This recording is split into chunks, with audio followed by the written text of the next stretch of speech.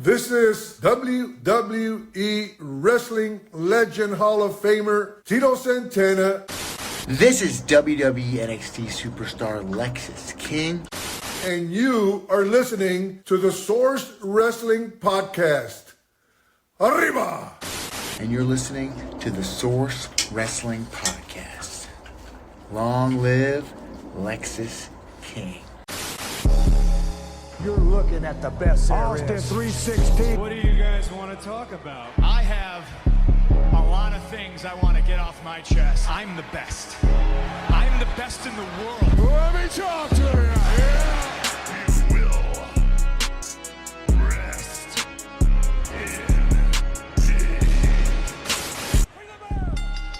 Welcome back, guys. Welcome back. This is episode 34 of the Source WWE AEW All Things Wrestling Podcast with Joe And Mike.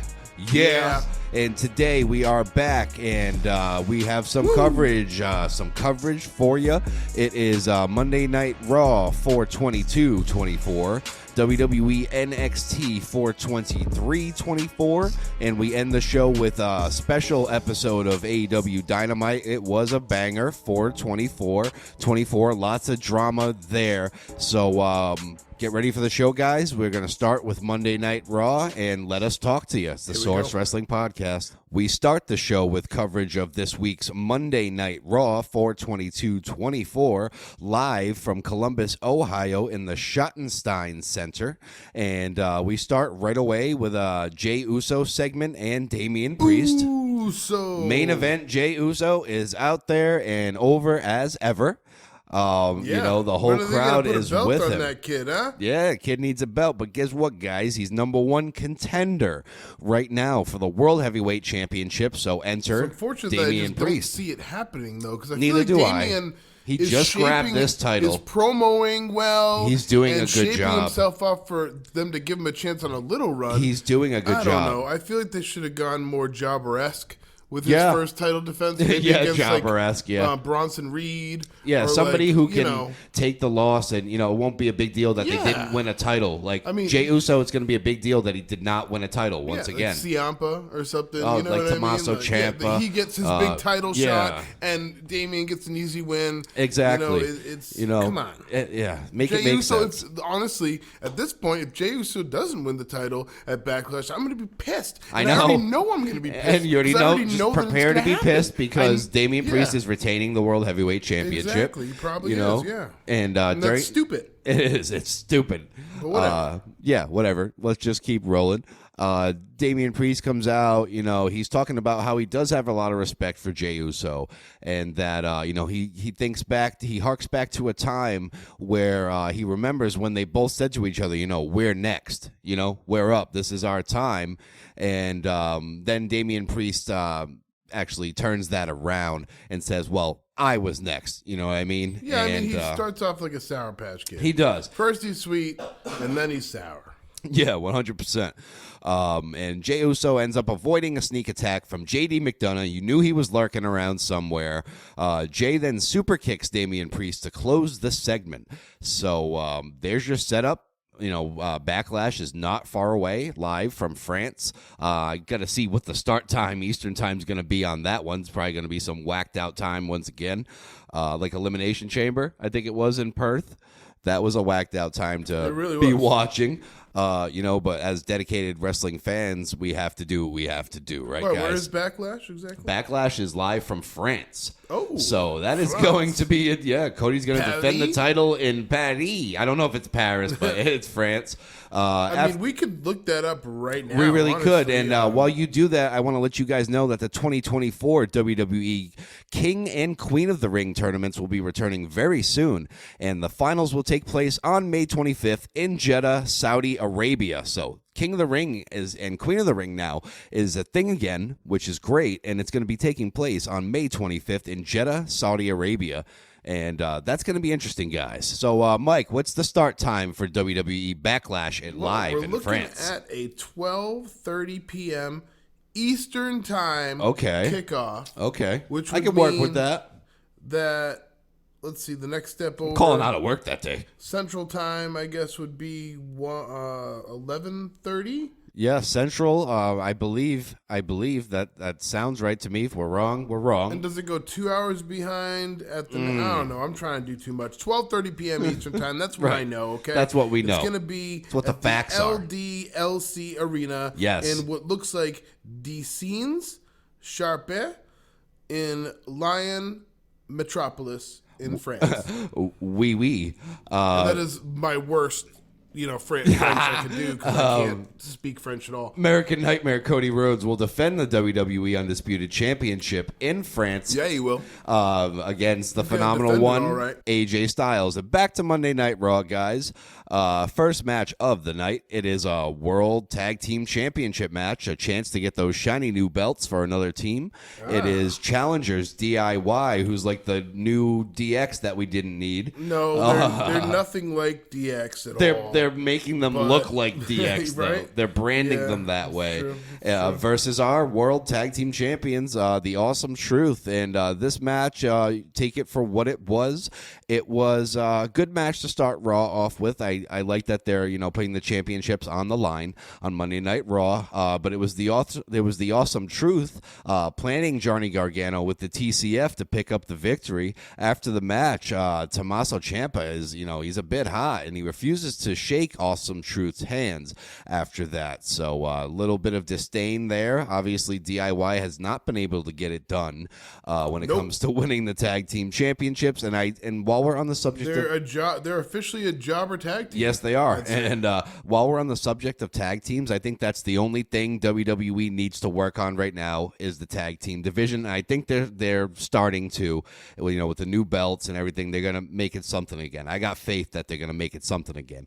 Up next, though, it's Damian Priest, and he's saying he never asked JD McDonough for his help. JD, he says he's sorry for what happened with Jey Uso. Dom walks into the picture with Santos Escobar now from Legado del Fantasma. Dominic is wearing a sling, so he's injured now. I don't know the details on that. Dominic is injured. We don't know how long he's going to be out.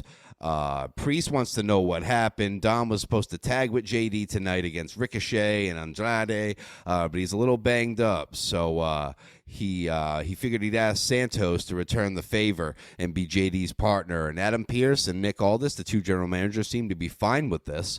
They're just letting this happen. Santos then asked Damian Priest if there's a problem. Priest wants everybody to handle their own business, and he tells JD to stay out of his business going forward. So more turmoil in the Judgment Day. There is a lot more of it to come, I am sure. Up next, it's the return of the former and longest reigning WWE Intercontinental Heavyweight Champion, the Ring General, Gunther, returns to Monday Night Raw. And after losing his Intercontinental Championship 666 days at WrestleMania 40, he is now returned. All right, he grabs a microphone and he's like, I know what you guys expect me to say, that I'm going to take shots at Sami Zayn, and he's not going to do that. He says he's a man of honor. He says he's took that time away to digest everything that happened, and for 666 days he elevated that Intercontinental Championship to heights it's never even seen before, and I can't disagree with that. Thank you, Gunther, for that. And in the process, he might have become, he has become the greatest champion in Intercontinental history. Yes. It's no question. The Ring By General. stats and numbers, yes. Yeah, he's got that, and no one will ever be able to take that away from him. That will be etched in stone till the end of time. He then says, he was walking around with a target on his back, man, and that was a lot of pressure. Was a good little thing to say. That was a lot. Yeah, that I really like this promo. He's the hunter. I really like this promo from Gunther. He said Obviously, he was the World hunted. Championship coming. Absolutely. He says he was the hunted, but it's now for him to be the hunter. And while he's at it, while he's out here, he is declaring for the 2024 King of the Ring tournament. And I'll tell you what, I'm pretty sure he's taking that thing home. I don't care who's in it. This guy, he held that championship so strongly, and defended it everywhere, all across the world. I see him winning this King of the Ring tournament. If there's anyone who's fit to be a King of the Ring, I would say the Ring General would be the one. So Gunther is out there with his Imperium teammates, Giovanni Vinci and Ludwig Kaiser. What a segment. Yeah, great return for the Ring General. He's putting the past behind him, and he's letting us know that he's going to be your next King of the Ring, and I do not doubt it. At this point, we have enter New Day. New Day members Xavier Woods, Kofi Kingston. They come out, and, they're both just jawing at this point. And they're like, you know what, guys? Why don't we just have a match then? Right here, right now, tonight. And that's how it happened. Begins our next match of the night. It is the New Day versus Imperium. The New Day, yes it is. Yes, the New Day, yes it is. With versus Imperium with the Ring General Gunther at their side in a pretty good match here. It's not all in favor of the New Day, who have the experience here. Imperium was looking pretty strong. Ends up, though, with... They do, but they don't. Yeah, you know what I'm saying? they did, but in a way, not as well. This match, guys, was actually won by the New Day. And obviously, this is Gunther's return to Monday Night Raw. He is not happy with this, not happy one bit, watching his guys lose once again like they have before many times. And Vinci was the one to be pinned here. And that made all the difference, I guess. Because after this, the Ring General just leaves. He walks backstage. He's disgusted at this point. And, Kaiser and Vinci are kind of like, it was your fault type deal. And Kaiser just had enough. He snapped. He absolutely took out Giovanni Vinci. He slammed the back of his head into the LED screens on the ring, put him over the stairs, the ring steps, I believe, multiple times, was pulled off many times. Let it loose, as we've seen Kaiser do before. We have. He has been this He is a loose aggressive cannon in a way. And we got security out there. We got WWE officials. You got Jason Jordan, producers. You got everybody out there to try to stop it. And it finally stops. They're tending to Giovanni Vinci, who we assume now is going to be dropped down to NXT with some new repackaging because he's just not cut out for Imperium, in my opinion. And I think it leaves space for a certain NXT superstar to join the group as well, Ilya Dragunov. But before we get ahead of ourselves, Gunther is waiting in the gorilla position, and he's talking to Kaiser, and Kaiser says, you know what, man? I told you I'd get it done. And the Ring General seems pleased with this. He's smiling and nodding his head, and off they go into the sunset. Up next, we have a backstage promo from Andrade El Idolo. He's letting us know to be careful what you hear about somebody. He says you might be hearing it from the problem. He says, I am many things. Such a force. Absolutely. He says, I am many things, but the one thing I am not is somebody's fool. He goes, they wanted a server. Nobody tells me what to do. So now I'm their biggest problem. So, they're still keeping him involved off of his recent return still, in a way. You still don't know what faction he's going to join. He's still kind of independent on his own, and we'll see where he goes from there. But up next, guys, we had a pretty awesome segment with Drew McIntyre. He comes out, obviously, in a foul mood, as usual. Mega heel, telling the cameraman not to shoot up his kilt again, you perv, he said. And the thing is, he's asking what. Obviously, we get a CM Punk chant right away. He's asking why everyone wants to chant his name. He's the amount of evidence that you've had over the years. The man actually hates all of you. He says, and then he's getting the what chant once again. And he came up with a good one this week. He said, say what if you French kiss your cousins? He said, and they said what, and he goes, you're sick. You're sick. At this point, the crowd's getting hot, and here comes freshly returned Sheamus, who already looks like he's in a little better shape. And can I just add that right before this, that McIntyre's been so clever with the crowd. He has, He really has. I really love this heel run for him. I think it feels natural. Keep it going. Keep him heel. Absolutely. He was really fizzling out as a good guy. It wasn't working. And we need it with Roman gone. Exactly. We need a good heel. See, we had Drew We need McIntyre. a heel that we can cheer for. You know what I'm Absolutely. saying? We had Drew McIntyre, and now we have DM Hunk. That is the heel version of Drew McIntyre. And Sheamus comes out, he's like, what's going on? I just don't get it. You're just sitting in the ring, sulking, complaining like you always do about how everyone's a coward. And he goes, let's be honest, man. All I see is the only person here who's not going to take responsibility for his own mistakes. He goes, I've known you 20 years, and for the last 4 years, he says, all I've heard you talk about is how you were robbed of your WrestleMania moment. We're sick of it. And at WrestleMania 40, you did it. You got your moment. You became the World Heavyweight Champion in front of that live WrestleMania crowd, but you just blew it at that point.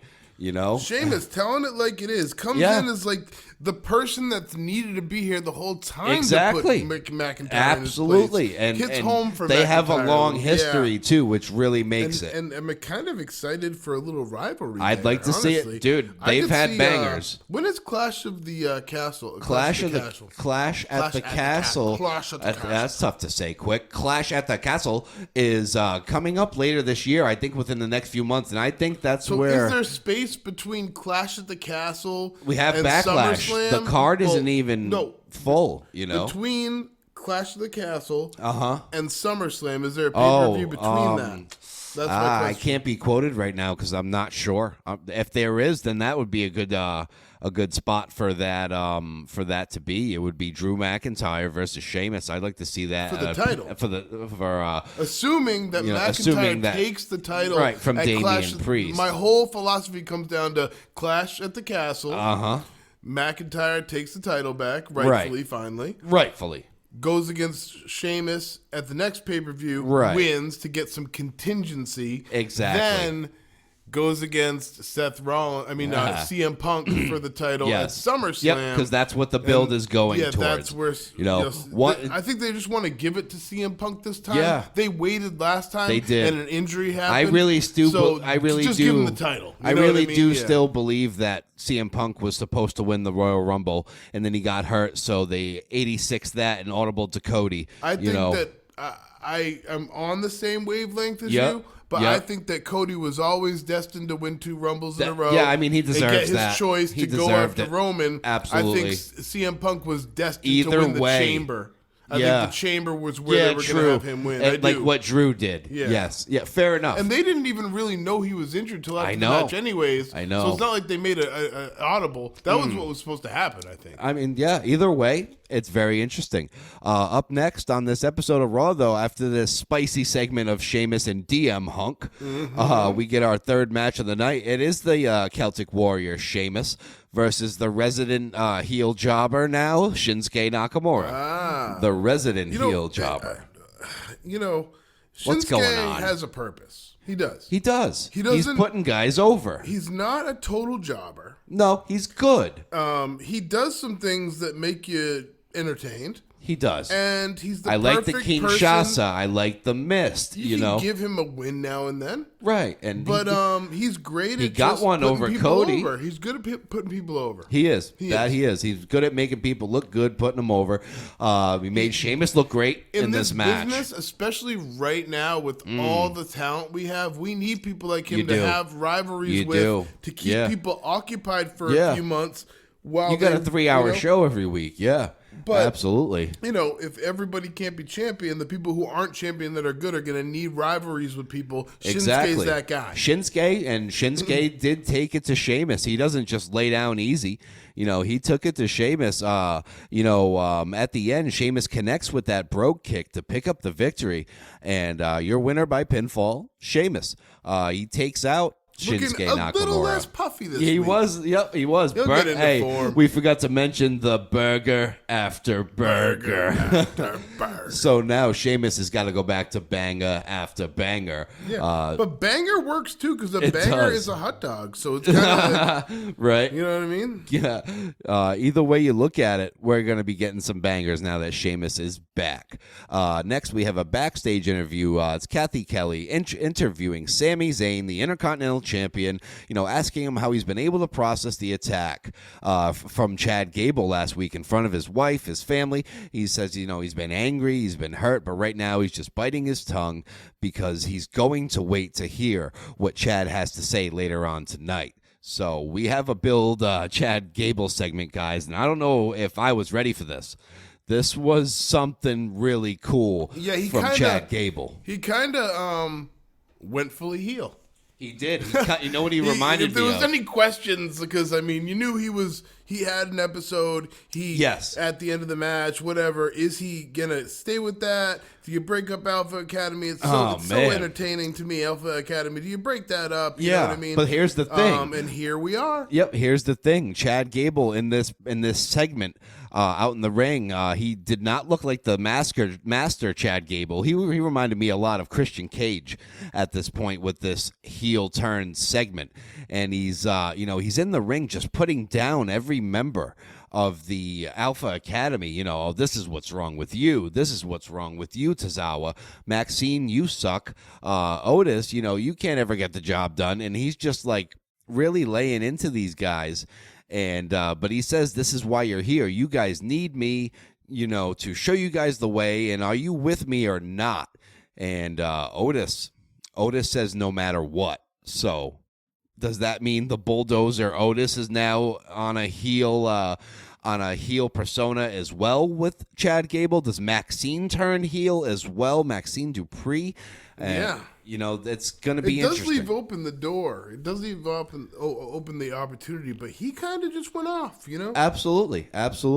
So this is followed by a Dominic Mysterio and Ricochet segment backstage to prep for their fourth match of the night. The fourth match of the night is Ricochet and Andrade El Idolo versus Santos Escobar and JD McDonough in a back-and-forth tag match. Your winners here are Ricochet and Andrade El Idolo via pinfall, but what we really need to talk about is what happens after the match. World Heavyweight Champion Damian Priest arrives, and he attacks Ricochet and El Idolo from behind.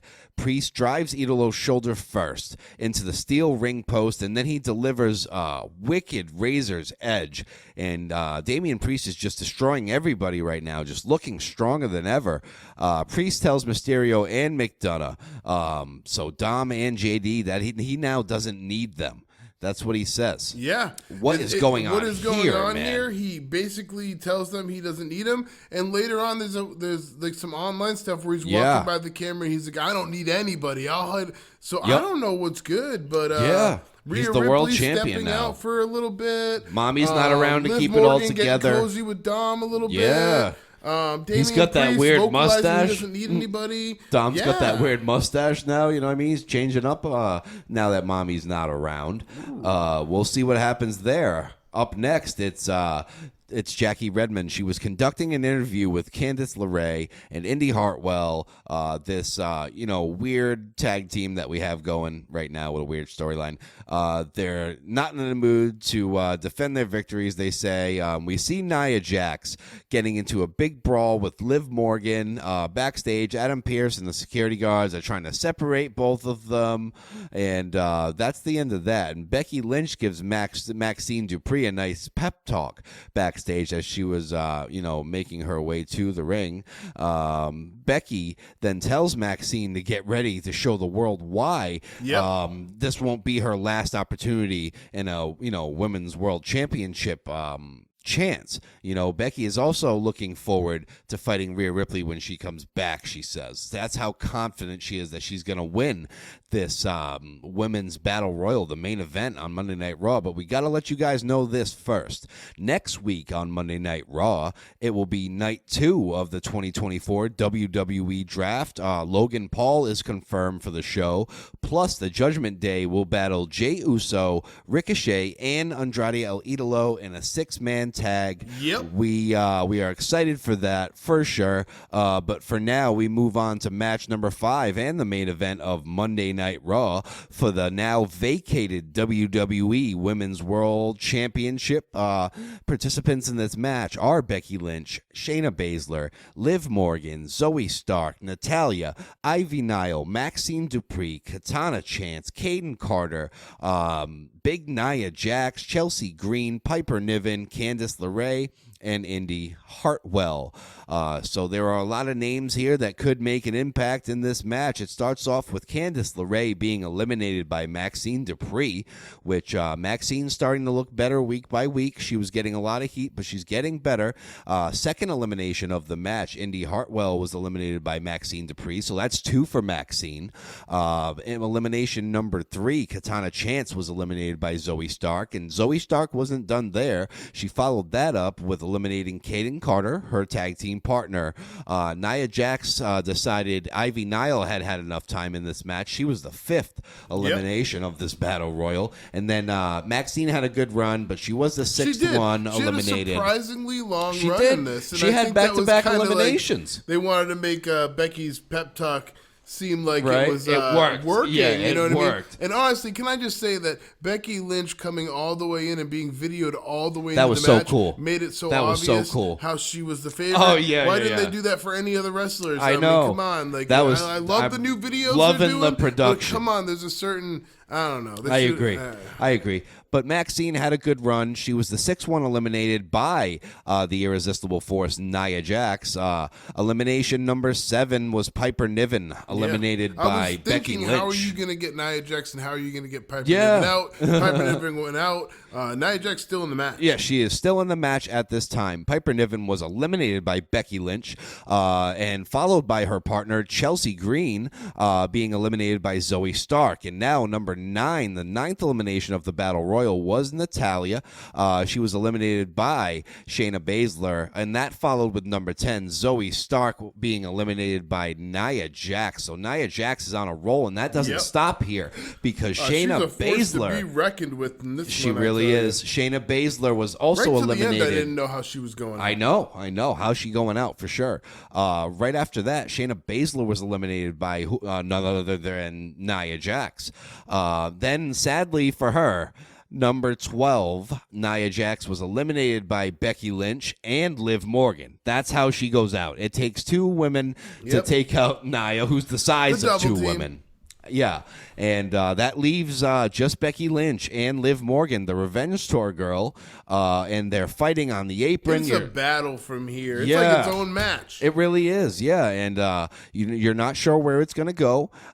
Needless to say, Fighting though, outside the apron. Yeah, they're right on the apron. Liv gets her in position for a move that looks like he's going to end that's her. going to take her out, and Becky counters. Liv counters again. Exactly. It's like it was very tense on the side of that ring apron. It ends with a new women's world champion, guys. It's Becky Lynch, the last kicker, and I like this choice. I know the internet marks are you could have put this on so many other people. Dude, Becky's a credible champion. She's incredible in the ring.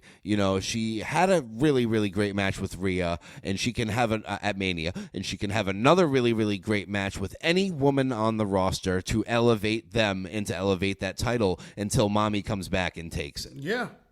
I don't know. I really, really feel like this is a resetting. Absolutely. I feel like absolutely. Rhea is going to come back very soon. I think it's a fake. She's going to come back fresh, too. Kayfabe injury, in my opinion. I feel like they want to reset her. I feel like she's going to take Bayley's title.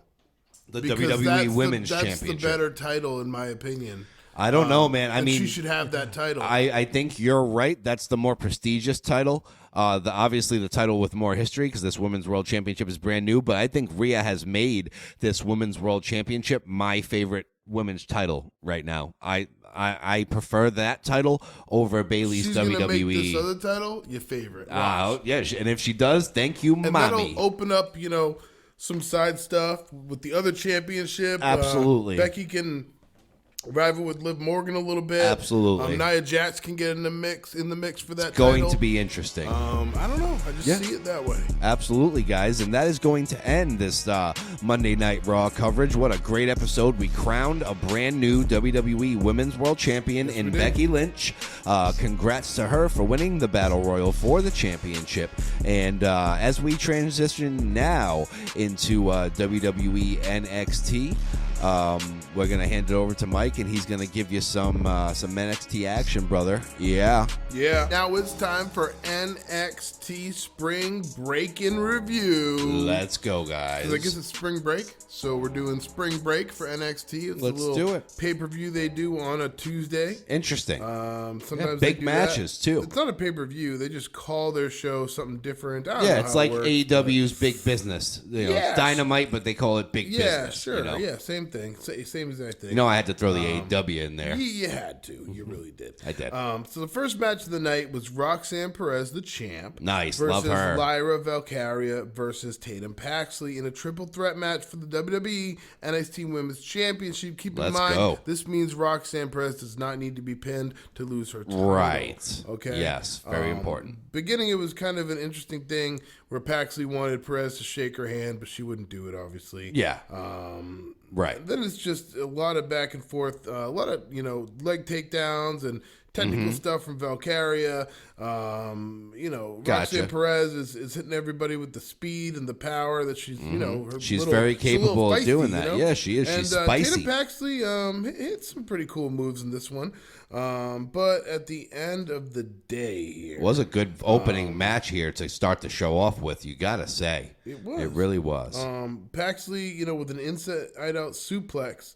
Then she connects with a 450 splash. Wow. Really, at the end, taking it to him. Yeah, for sure. But Perez ends up planting Paxley. Oh, wow. With the bridging jackknife cover. To pick up the victory in this one. And Roxanne Perez stays victory. Technically, I guess Lyra Valkyria gets her rematch and loses. Yeah. In a triple so what's threat. that mean for her? That's kind of cool. But as the show went on the air, it's important to know Ava was having a conversation with Adam Pearce and Nick Aldis about the upcoming WWE draft. Yeah. Ava promises that's big. that NXT will never be the same following tonight's show. Wow. Oh, now those are big words. Yeah. Thea Hale ends up having a segment telling Fallon Henley and Kalani Jordan that she's not on the same page with Mr. Chase. Starting to have a rift with him. All right. She's starting to shift her focus to next week's match with JC Jane. She's, very, very obsessed with this match. It's her against JC Jane. This has been building for so long now. Nice. And this segment was pretty much to talk about that. Then you see Tyreek Igwe and Tyson DuPont will be making their NXT debut next week. So coming up from I guess what they're calling the Level Up show they do. Yeah, the NXT Level Up. Yep, I've heard of that. Below NXT, I guess now. Okay, the Farm League. Yep, yeah, it is. Now, Kelly Kincaid had a backstage interview with the Creed brothers and Ivy Nile. Yes. Brutus is very excited for tonight's main event. Julius says that Trick Williams will slay the dragon. Okay. Creed's start to whoop that trick chant while Brutus was doing his Booker T impression in the background. Shucky ducky quack quack. Yeah, Vic Joseph plugs the upcoming NXT Battleground PLE that will be taking place at the UFC Apex. That's going to be a banger. June 9th. It's going to be great. Absolutely. Second match of the night here. We got the D'Angelo family versus No Quarter Catch Crew in a 6-man Who's it tag gonna be? match. And obviously we know Drew Gulak is not part of that. It's not going to be Drew Gulak. Yeah, but it's kind of, I don't know. We might see him come back, I feel. I don't know. Yeah, maybe they'll sort that out. I think it'll be sorted. It seems like she's really causing a lot of problems, Ronda Rousey, all over the internet. It does. Yep. And it's not down just talking the stuff. Yeah, she's just really, didn't really want to work. Yeah, she's on a revenge tour herself. Refused to tap out in the business. And come on, man. Come on, man. We don't want to waste a lot of time talking about her. Veil, she did. Yep. Yeah. And we don't like that. Yeah. So this match was pretty cool. Damon Kemp punches Tony D'Angelo before the bell rings. So that's disrespectful. That is disrespectful. To the Dawn. I mean, can't do you can't that. be doing that. Then there's a part where Dempsey comes in and Angelo, comes in and Dempsey motions to him to bring it. That was a pretty cool part of the match. Cool. To see those little tiny things that happen. I like it. This and that. Yeah. So then there was a bunch of smack talk to the no quarter catch crew. There was a lot of it in this match. But Dempsey ends up diving his knee into the midsection of Angelo. Dempsey applies a double wrist lock. Angelo bull rushes Dempsey into the turnbuckles. It was great back and forth. Nice. There. Yeah. High paced action. Yeah, it was a pretty back and forth match. But at the end of it all, the D'Angelo family ended up prevailing. Okay. Yeah, as you would expect them to. Blocks the dragon suplex. Angelo connects with the spine buster to pick up the victory. So after all that, the family gets it done. And, gets rid of the no quarter catch crew. I guess you could say the no quarter catch crew is now sleeping with the fishes. Yeah. They were saying that no quarter catch crew pretty much owed them money or whatever. Okay. And that they actually worked a job never paid for. They worked it into the storyline that they took Drew Gulak. Oh, wow. Yeah. Like as collateral. Yeah. That's funny. That's pretty funny. That's great. That's great. So your third match of the night now is Fallon Henley versus Jada Parker, who's with OTM, of course. Yes. This match was a pretty back and forth match. A little bit of this, a little bit of that. Little snippet right here. Parker whips Henley across the ring.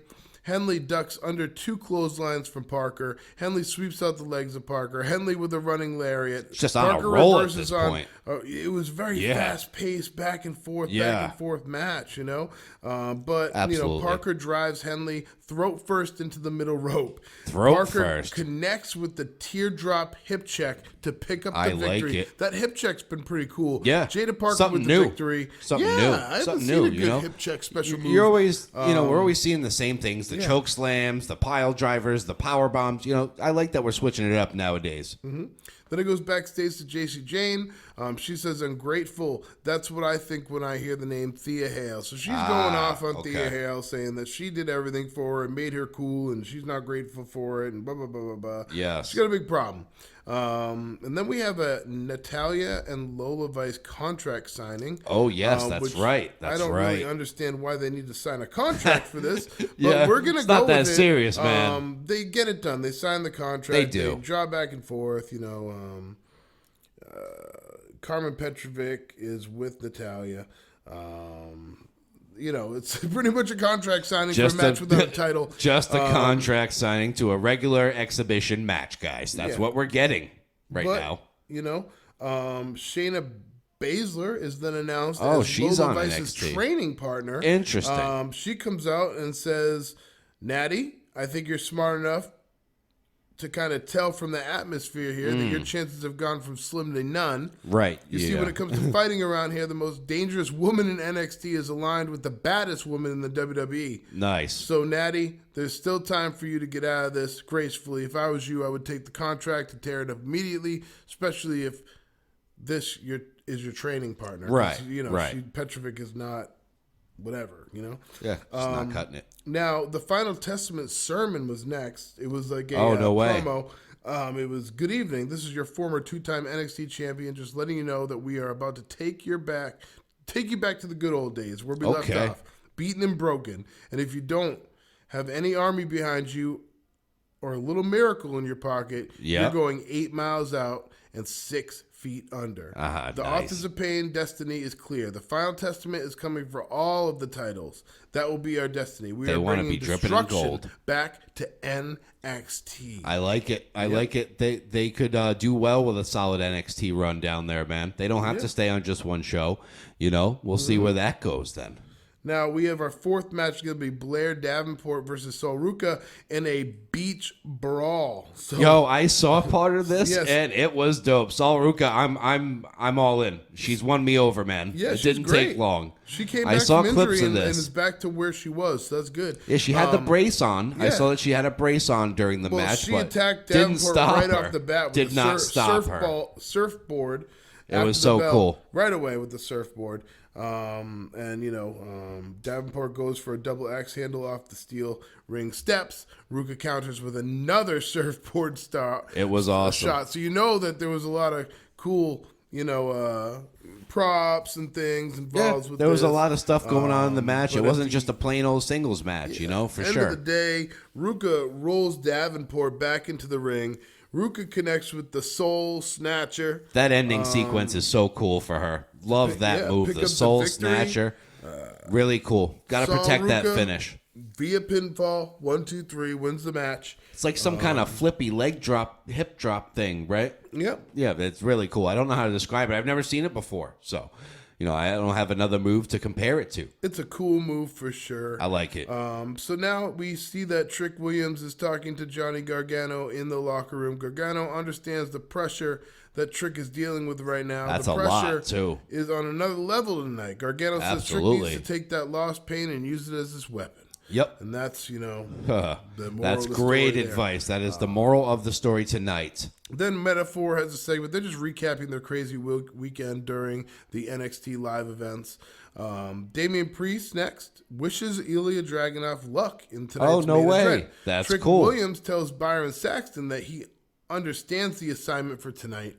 Either And he it's a big becomes one. NXT champion or he becomes a bust. Trick is dedicating this match to his mother, who's currently in the hospital. Wow. So that's gotta heavy. win this one. Jeez. That's heavy. Really cool matchup next.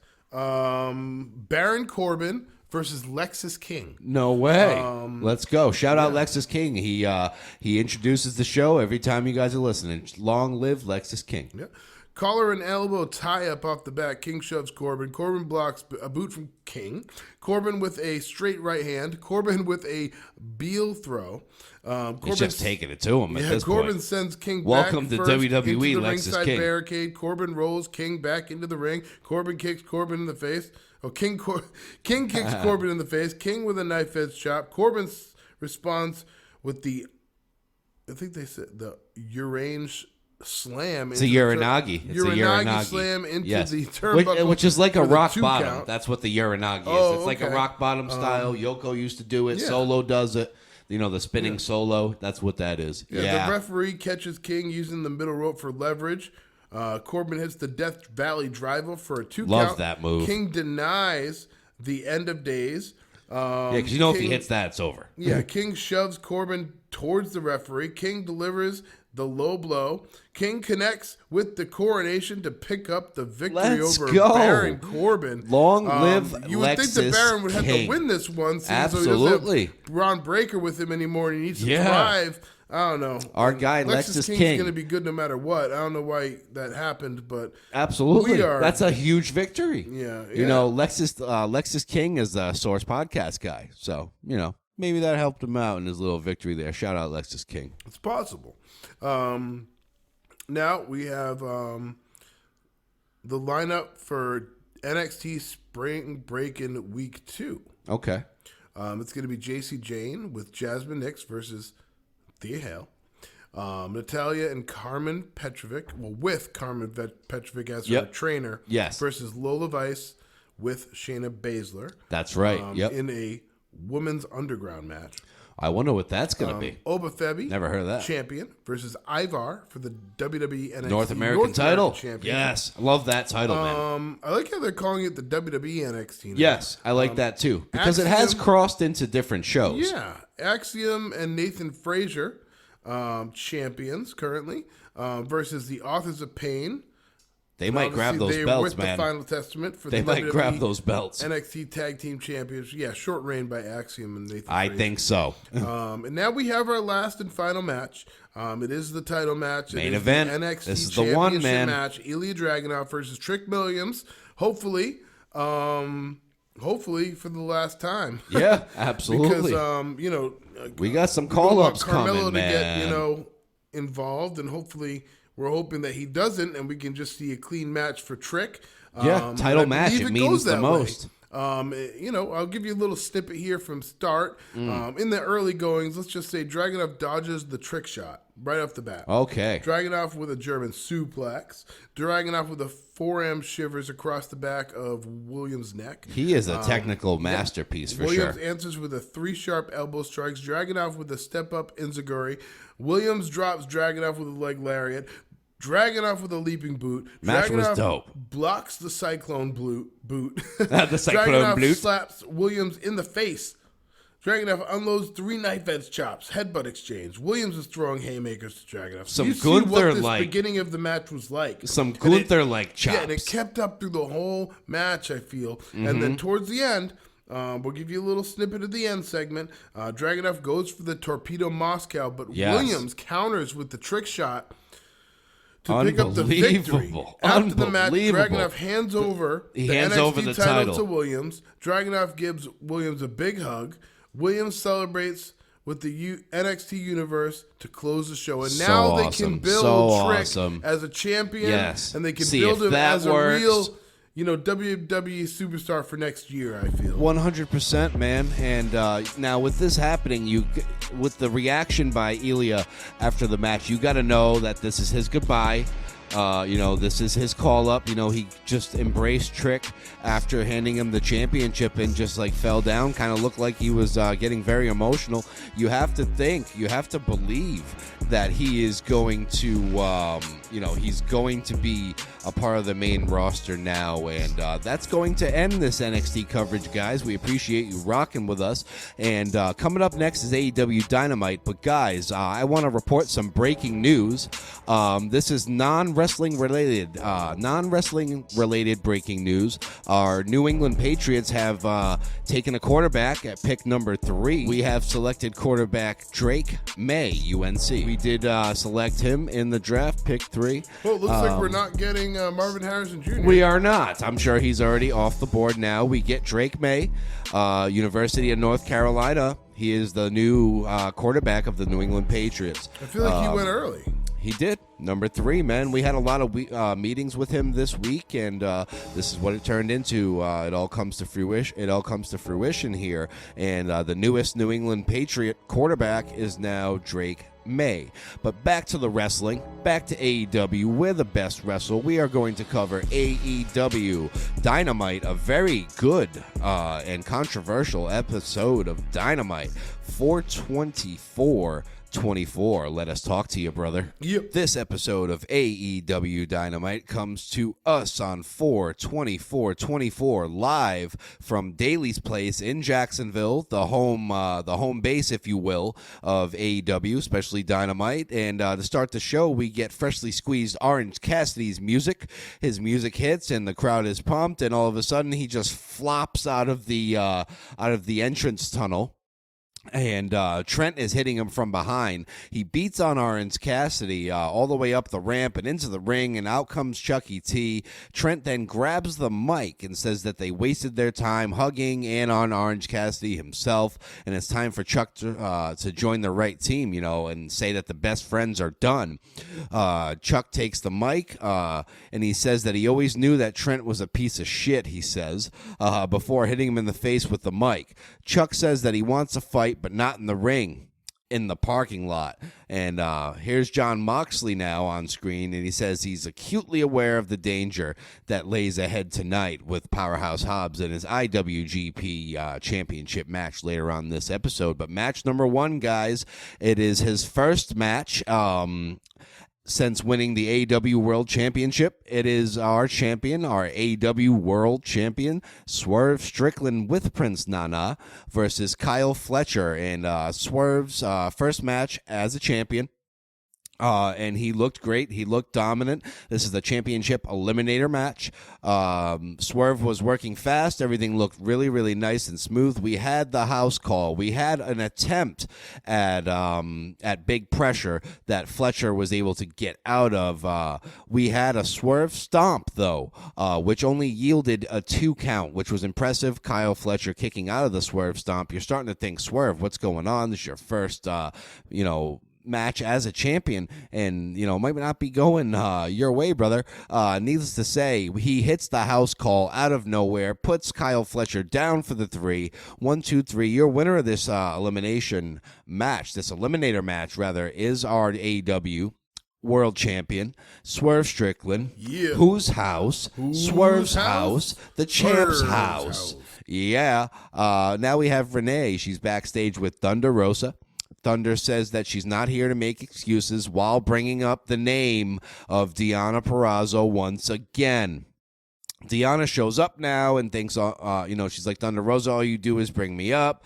And security just breaks up this fight real quick here. Match number 2 of the night. It is Anna Jay versus Mina Shirakawa with Mariah May. And this match was a back-and-forth fight as well, which ends up being won by Mina Shirakawa, if I am pronouncing that right. I am not too familiar on these names, and it's going to take a while for me to get these right. Anna seems to get distracted by Mariah May, and Mina reverses into what she calls the glamorous collection, which looks like a seatbelt, they say, for the win. After this, Anna attacks both Mina and Mariah after the bell, but not to worry, guys. It's Timeless Toni Storm, our women's world's champion. She comes out, and she's here to make the save. Anna Jay retreats, but Serena Deeb, the professor, now appears on the ramp, presumably challenging Toni Storm. Up next now, we have the championship celebration for Willow Nightingale, which I'm still very upset about. Chris Statlander and Stokely Hathaway are here to welcome the new AEW TBS champion, Willow Nightingale. And Caprice Coleman is on commentary for this, and Stokely said Statlander's intro was amazing. 2 years ago, Willow debuted as a rookie in AEW, but tonight she's the face of TBS, she says. And at this time, we have an uninvited guest that shows up here, and to greet Willow, it's the CEO. It's Mercedes Moné. She is here. She comes out and crashes Willow's party. She's crashing this party hardcore, and they really got to get her in the ring. I know Double or Nothing is coming up, but they really got to get her in the ring. Everyone's bored. She's not getting as big of a pop now. She arrives here to basically congratulate Willow and to tell her to enjoy her celebration while it lasts. But in 30 days or so, she's going to become the new face of TBS, the new TBS champion, so on and so forth. It ends up with some jawing here, and they talk about how Mercedes got attacked, backstage, and they think it was Willow, but Willow's like, yo, I got attacked too. It's Julia Hart. We don't know who it is, and but Mercedes thinks it's Willow Nightingale, so she slaps her in the face here and takes off to the backstage area. Now Alex Marvez tries to get a word with the Elite, but nobody says a word except for Matt Jackson. He says that Tony Khan has agreed to meet with Jack Perry in the ring tonight. And when the show starts, we see Jack Perry arrive, in the brand new SUV with the Elite, with Okada, with the Young Bucks, the new tag team champions, Okada, the Continental champion, So Matt Jackson says Tony Khan has agreed to have a meeting with Jack Perry in the ring tonight on Dynamite. Match number 3 of the night was a brand new match concept for AEW. I thought it was absolutely awesome. It was the Casino Gauntlet match. And entrant number 1, Switchblade Jay White. Entrant number 2 is Dante Martin from Top Flight. This is a sudden death match, by the way. One pinfall is going to win you this match, and it was really, really cool. It was something new in the world of professional wrestling. Entrant number 3 is Penta El Zero Miedo, who I personally love. This match was really, really awesome. The pace was really good, and White sends Switchblade White sends Martin to the floor with an exploder, a cross body from Penta El Zero to White and Switchblade. He hits the sling blade to Dante Martin, and Martin ends up running into a super kick and a twisting Death Valley driver by Penta El Zero Miedo. And then it's entrant number 4, Kyle O'Reilly, who's sporting a new haircut, looks different than he did at Dynasty, and he's got arm breakers on everybody, overhand palm strikes. And the match is really getting intense at this point. And Kyle grabs the leg, sinks in an ankle lock, and out of nowhere, it's entrant number 5, which is a complete and utter surprise. It is the aerial assassin, Will Ospreay. And out of nowhere, we now know. We automatically know. We now know who's winning this gauntlet match. That's how it goes. Ospreay comes out. mega Honestly, reaction. Ospreay is annoying to me at this point. I love him. Fake smile. I love him, man. About Triple H. I know and this is why fans. That was a this jab. is a good thing, is because literally, if we're gonna get down to brass tacks here, Uh-huh. Joe loves AEW. I do, and I've loved to learn to hate it.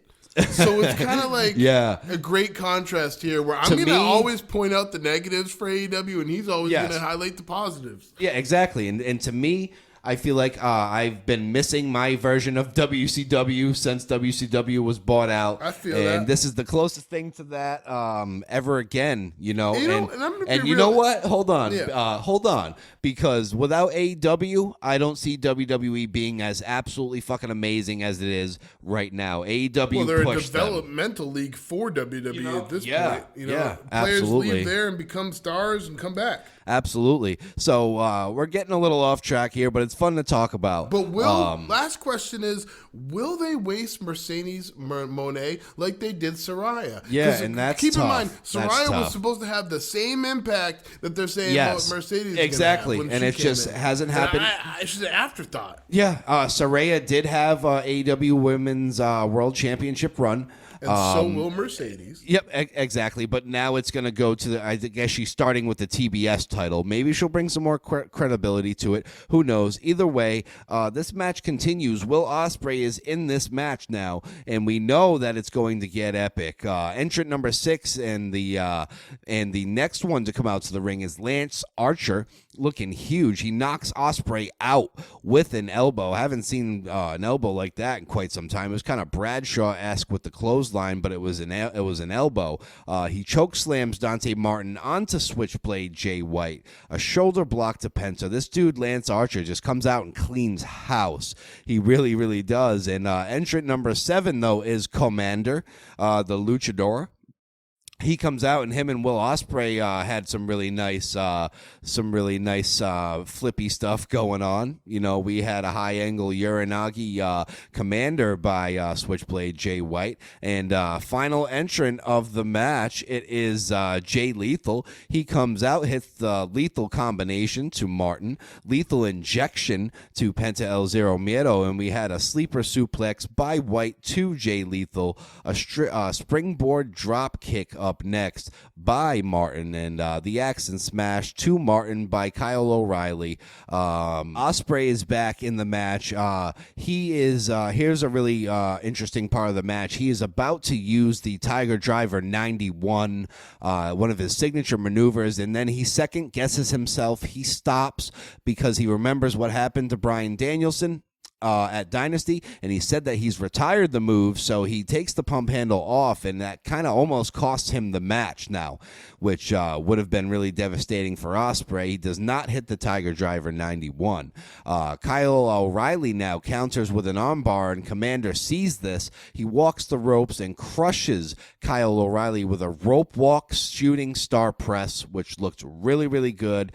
Commander now covers Kyle O'Reilly, but out of nowhere, he forgets that the aerial assassin is right behind him. He hits the hidden blade. It connects. The winner of this match, and this is Will Ospreay. He will now take on Roderick Strong for the AEW International Championship at Double or Nothing, and we all know who's coming home with some gold that night, guys. It's going to be the aerial assassin, Will Ospreay. Yep, what a match there. Brand new match concept. Really liked it. The Casino Gauntlet match. Definitely got to have them do that again. And now we have a new presentation of Chris Jericho. It's the Learning Tree Chris Jericho. He comes out. He's got the FTW Championship around his waist that he now owns, and he's got a new plate on it that says the Learning Tree Chris Jericho. That's his new thing now. He is the master of reinventing himself. I will say that, but this title run does not make sense to me. He's out there, letting the world know that they're welcome for him being our new FTW champion. And he says, the FTW on the belt, what does that stand for?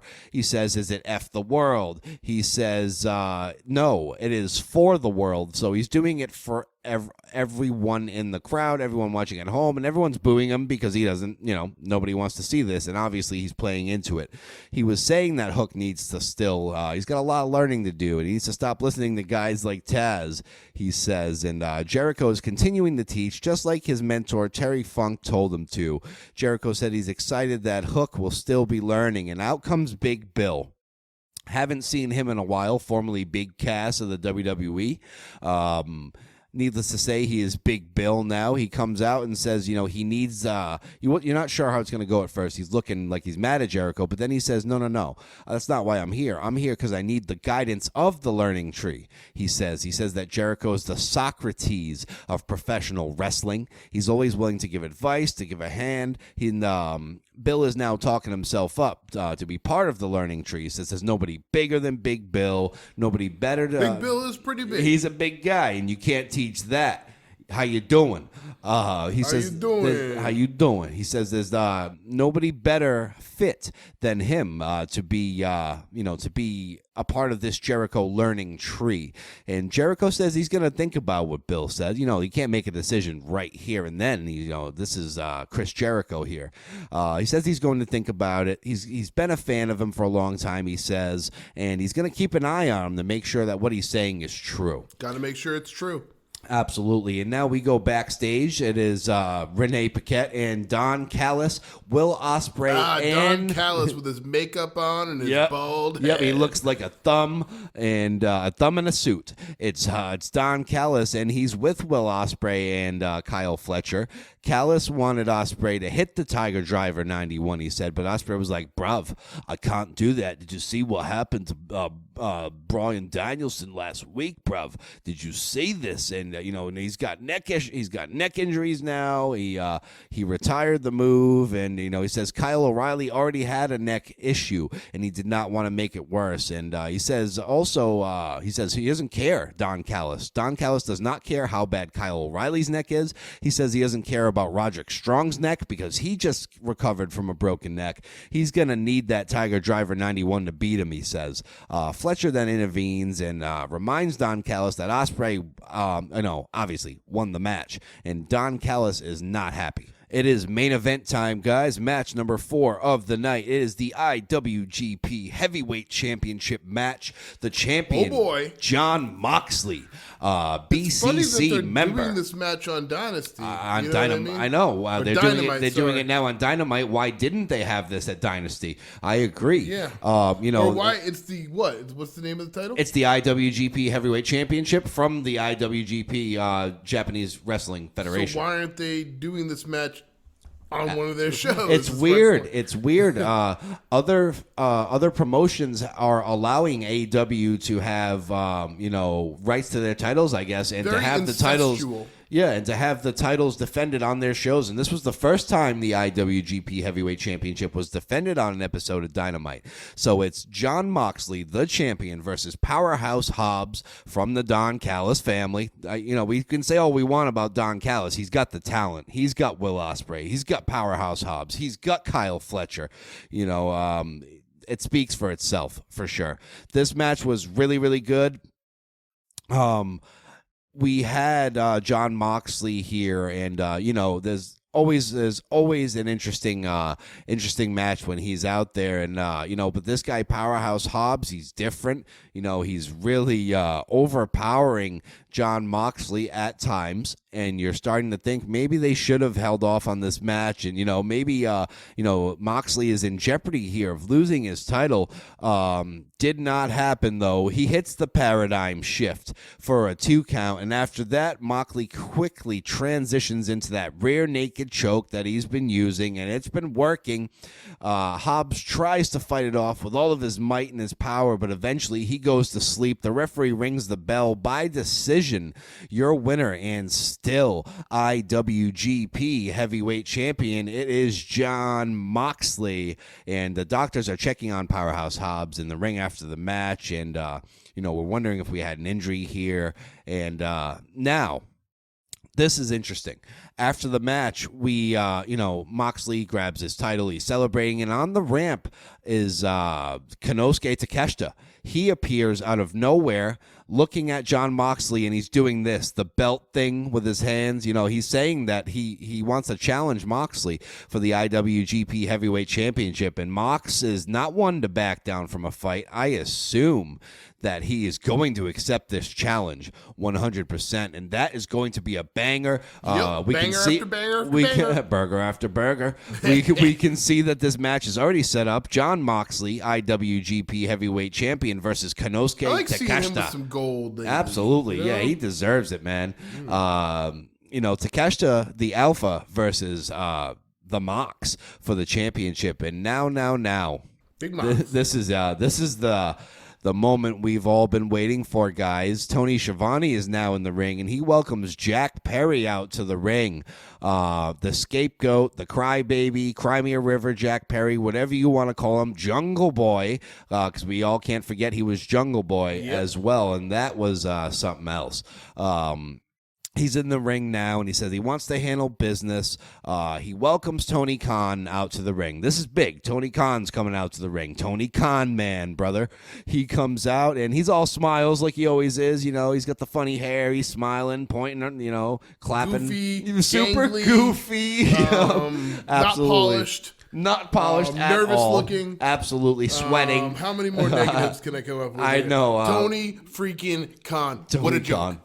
Anywho, I really like this segment, though. Jack Perry's now saying, you know what, Tony Khan, this is what you have to do. You have to reinstate me right now. The last 8 months. Can I just say, the crowd is popping for Perry. I know. Why? But we're also After getting all CM of this- Punk chants as well But on were AEW. we? Yes, we were. I didn't know if they were drowning that out or No, messing it with happened. The audio, but Perry's getting pops. He is with this Crimea no, he's River getting legit gimmick. pops. And I'm He like, is. how are people that stupid? I don't that they're on his understand it. side. It makes But then no you get sense. you get the true fans who are chanting for CM Punk on AEW It's television. Those, very uptight 2024 you know what we people call them? that are- We call it, in the words of The Undertaker, we call them smart marks. And these are the people that are going to cheer for stupid stuff like Jack Perry and what he's doing. Assaulted backstage. He's a wrestler. I know. What the heck? Like, he didn't even get hurt from it, did he? No, he didn't. Jack Perry, son Boo-hoo, of... Jack Perry. Crimea River, fight me. Yeah, right. Son of Luke Perry. And Really? Yes, that had a big... I didn't know that. That yes. just changed everything. Son of Luke Perry, and that is as somebody who grew up in the 90s. That is 90210, obviously how he got his foot in the door. Born in 85, so Yes. I saw all of the 90s and remember all of the 90s. There you go. You guys learned something today. Scapegoat Jack Perry is the son. If Is the you know son who of Luke Perry. is, yeah. If You're old you guys enough, even yeah. know, if you're old enough. If you watched 90210 back in the day. Our age is showing for sure. Anywho, Jack Perry's out there with a microphone. He's telling Tony Khan, you need to reinstate me now. I've wasted 8 months of my career, my life. I just want what's best for AEW, he says. And, Tony Khan, goofy as ever, is like, okay, yeah, this is great. Yeah. He's like Mickey Mouse. Hi, I'm Tony Khan, and I'm going to reinstate you, Jack Perry. Yeah. and he does, right? And My dad's here tonight. my dad's here tonight. We own the Jaguars. So he agrees to do it. Yeah. All right. They're shaking hands. They're taking pictures in the ring and all this stuff. And then Jack Perry gives that shit-eating grin that he's had on his face since he's returned. And he then hits Tony Khan in the chest with the microphone. Tony Khan takes a flat back bump. He's automatically deceased at that point. He did not move after this. Crowd is going nuts. Security's coming out. The Young Bucks and the Elite come out. We have Okada, the Rainmaker, out there. We have the Young Bucks, and they're kind of, at first, they're like, Jack, what'd you do? And then, they were trying to pull Tony Khan up, trying to get him back on his feet. And then they had him, in a kneeling state, and they kind of looked at each other like, do we hit an EVP trigger on Tony Khan right now? And Okada's like, no, guys, are you nuts? No, we can't do that. He puts his his thumbs up like he's good to go. That did not matter. They actually grabbed Tony Khan. Okay. The Young Bucks put him in a tombstone position. All right. and he hits the Meltzer driver on Tony Khan. Meltzer driver. The Meltzer driver is what they call it. It's a flip spike pile driver, a flip spike tombstone pile driver by the Young Bucks on Tony Khan. He's dead. That's it. He's definitely done now. The entire locker room then comes out after this. Every AEW wrestler just about is out there to check on Tony. He's dead. He's not moving. They got medical out there. And then out of nowhere, it is Papa Khan. It is Shad Khan, his first AEW television appearance, the AEW tribal chief, if you will. Yeah. The guy with the checkbook, the guy with the wallet, the guy that Tony Guy's Khan. probably just as dumb as his. The guy that Tony Khan. That's right. I'm talking about you, Mr. Khan. Shad Khan, owner of Jacksonville Shad Jaguars. Khan? What is this? Mortal Kombat? I know, right? Round one, fight. Fight. Just kidding. My son just got spiked tombstone pile driver, and now I'm pissed.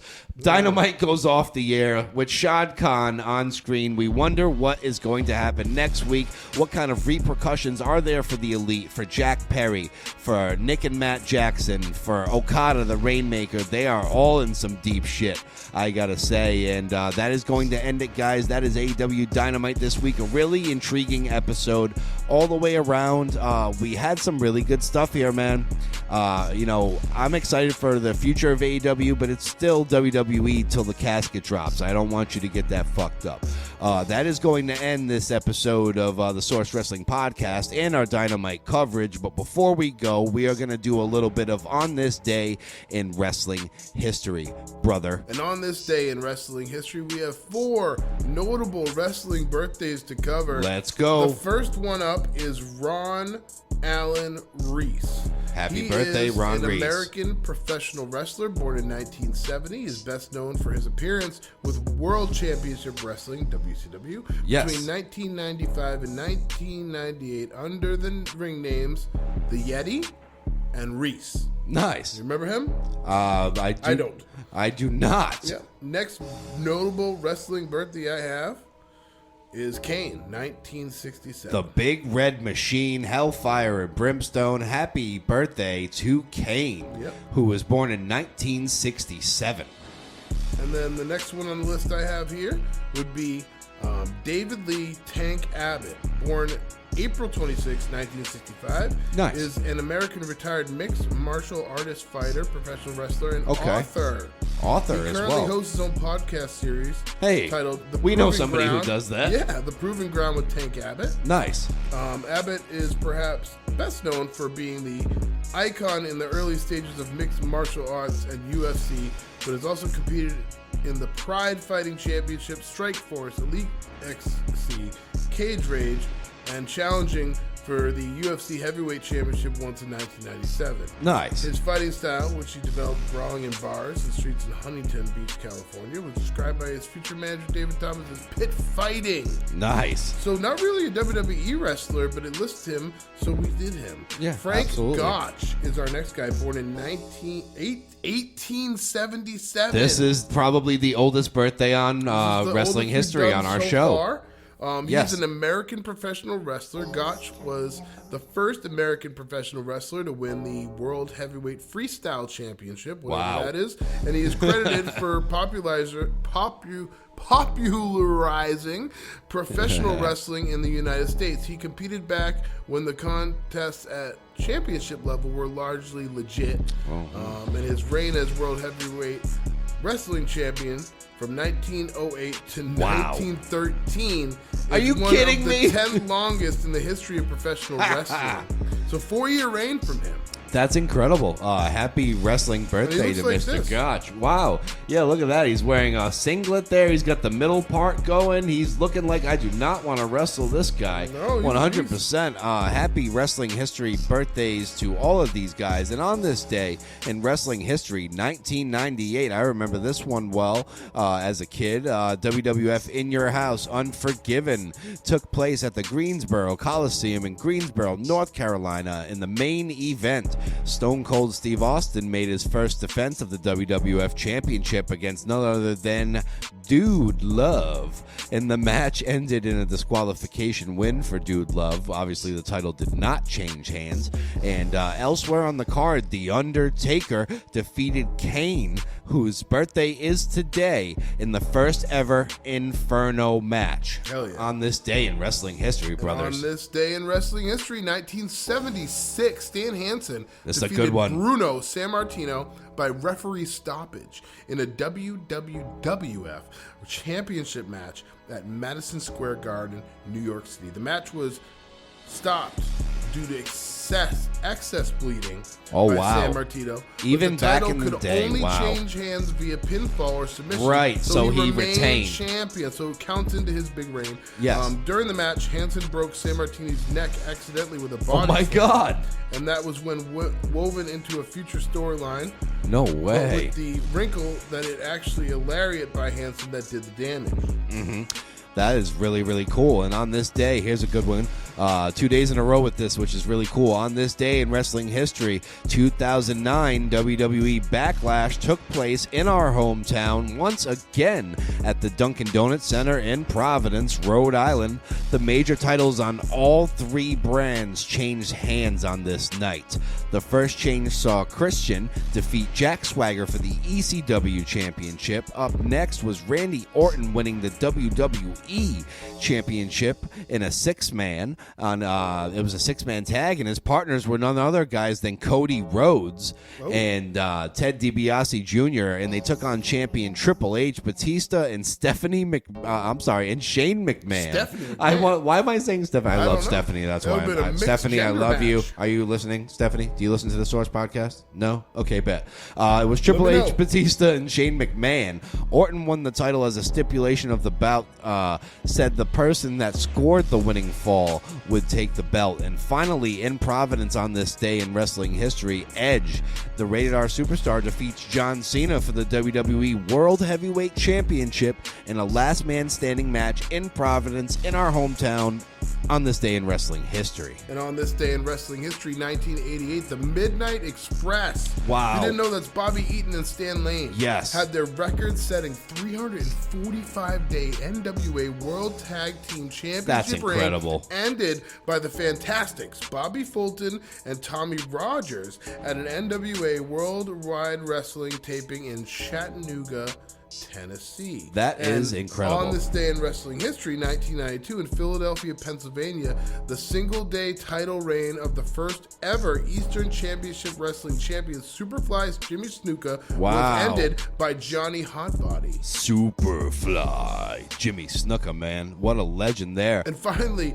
on this day in wrestling history, 1994, at a Monday Night Raw taping, the Head Shrinkers, Fatu and Samu, the bloodline, defeated the Quebecers, Jacques and Pierre, to win the WWF Tag Team Championship. The duo became the 15th and final team to win a tag title whilst managed by Captain Lou Albano. Wow, yeah, and rest in peace goes out to Captain Lou.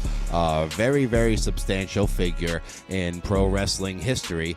And that is going to end the show, guys. We really appreciate you listening to the show. We want you to please take the time to follow the show. It takes no time, no effort at all. Please take the time to rate the show. It also takes no time, no effort. You just got to listen to one episode and you can leave that rating, which really goes a long way.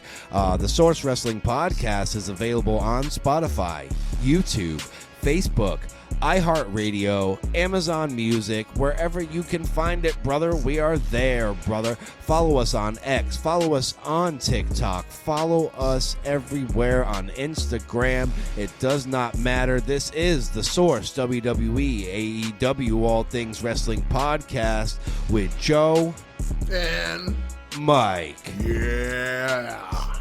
Can I get a yeah? Until we eat again. Until we eat again, guys. What do you want to talk about? Let us talk to you.